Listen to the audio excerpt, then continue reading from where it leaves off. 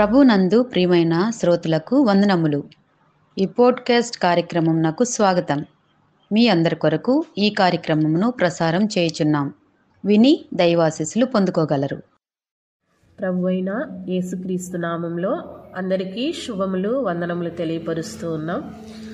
ఈ దినకాల సమయంలో మన వాక్య ధ్యానము, ఈ నూతన సంవత్సరంలో మనము నూతనమైన వ్యక్తులుగా మార్చబడాలి అంటే మనము కలిగి ఉండవలసిన మరొక లక్షణం.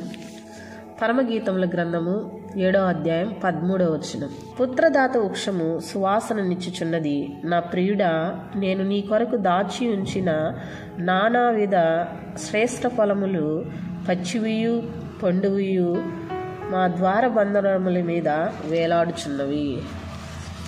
ఈ నూతన సంవత్సరంలో మనము శ్రేష్టమైన ఫలములు అంటే నూతనమైన ఫలములు ఫలించాలని దేవుడు కోరుకుంటూ ఉంటున్నాడు.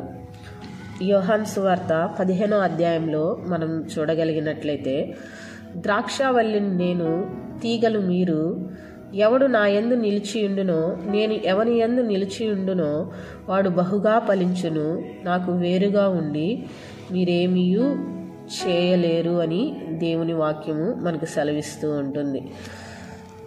దేవునితో మనము ఎప్పుడైతే అంటుకట్టబడి, తీగ ద్రాక్షావల్లితో ఎలాగూ అంటుకట్టబడి ఫలిస్తుందో, మనము కూడా దేవునితో అంటుకట్టబడి ఉంటే మనము కూడా ఫలిస్తాము అని దేవుని వాక్యము మనకు సెలవిస్తూ ఉంటుంది.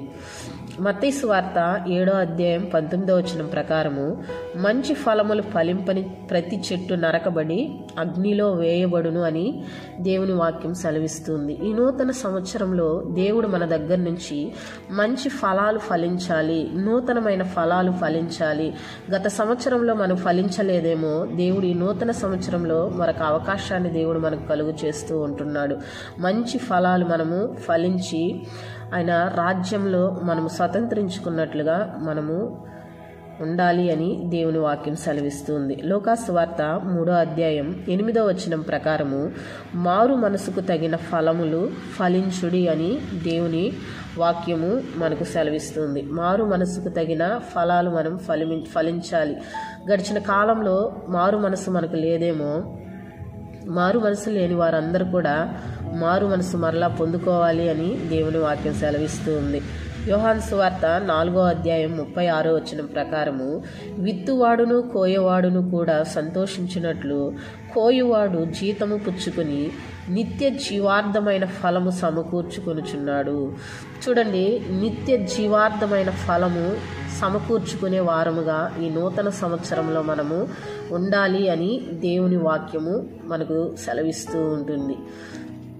యోహాను సువార్త 4వ అధ్యాయం 38వ వచనం ప్రకారము, కష్టానికి మనము దేవుని పరిచర్యలో, దేవుని యొక్క పనిలో మనము కష్టపడిన ప్రతి ఒక్క పనికి తగిన కష్ట ఫలాన్ని మనము ఈ నూతన సంవత్సరంలో కలిగి ఉండాలి. దేవుని కొరకు మనము కష్టపడాలి, దేవుని పరిచర్యలో మనం కష్టపడాలి అని దేవుని వాక్యము మనకు సెలవిస్తూ ఉంది. రోమాపత్రిక 6వ అధ్యాయం 22వ వచనం ప్రకారము, అయినను ఇప్పుడు పాపము నుండి విమోచింపబడి దేవునికి దాసులైనందున పరిశుద్ధత కలుగుటయే మీకు ఫలము, దాని అంతము నిత్య జీవము. ఈ నూతన సంవత్సరంలో నూతనమైన ఫలం మనం పరిశుద్ధత కలిగి, పరిశుద్ధత యొక్క అంతము నిత్య జీవము అని దేవుని వాక్యం సెలవిస్తూ ఉంటుంది. అలాంటి పరిశుద్ధత కలిగిన ఫలాన్ని మనము కలిగి ఉండాలి.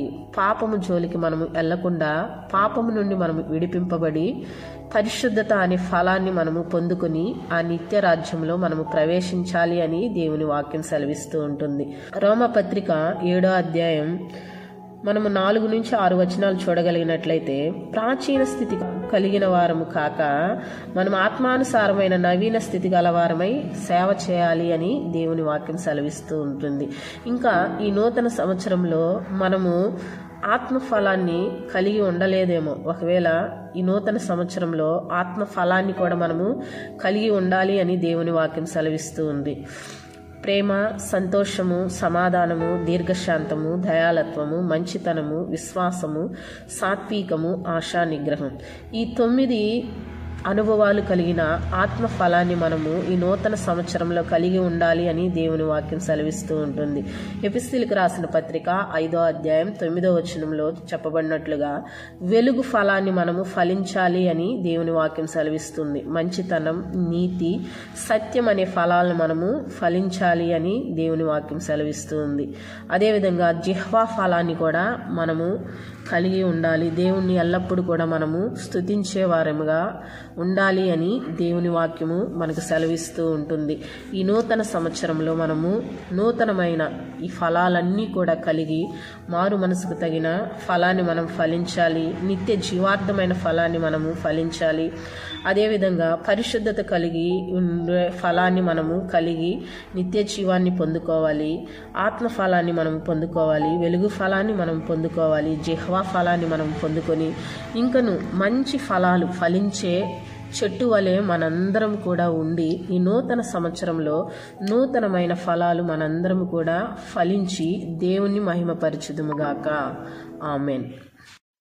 ఈ కార్యక్రమమును గూర్చి మీ సలహాలు మరియు మీ ప్రార్థనా అవసరతల కొరకు మమ్మను సంప్రదించవలసిన మా ఫోన్ నంబర్ 9485508539 మరియు ఈమెయిల్ ఐడి info@fibaonline.org. మా ఫోన్ నంబర్ మరొకసారి 9480585039. Email ID info@fibaonline.org.